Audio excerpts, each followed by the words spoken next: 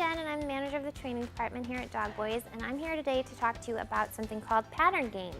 And let me introduce my assistant. This is Copper. She's a Vizsla.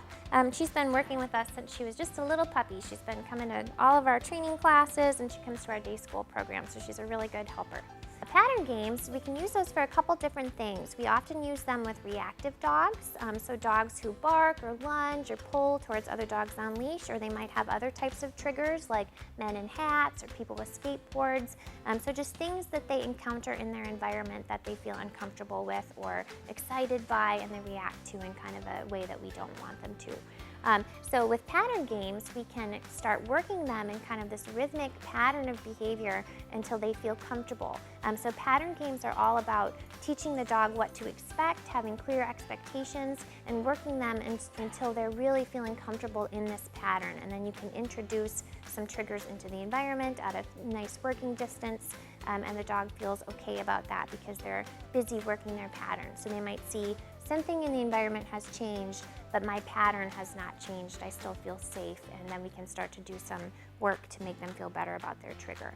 So this is our first pattern game. It's a really simple game. It's called 1, 2, 3, treat. And this is something that you can easily do at home. So all I'm going to be doing with Copper is I'm going to be taking 3 steps, and I'm going to count out loud 1, 2, 3. And then after 3, I'm going to say treat, and then I'm going to ask her for a behavior. So the first behavior I'm going to ask her for is sit.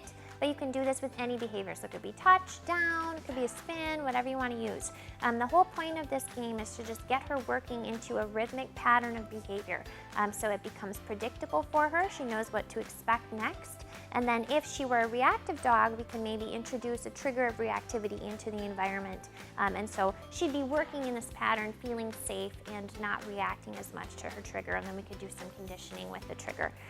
This is also just a great game for any sort of building focus and attention, or just improving leash behavior. So really simple game. I'm going to get her over here. Whoop. I'm going to get her into a sit. Good. I'm going to take 3 steps. 1, 2, 3, treat. Sit. Good. 1, 2, 3, treat. Sit. Good. So she's already starting to predict the sit here. So I'm no longer going to ask her for a sit. I'm just going to say treat, and then I'm going to mark and reward her default sit for me. 1, 2, 3, treat. Good.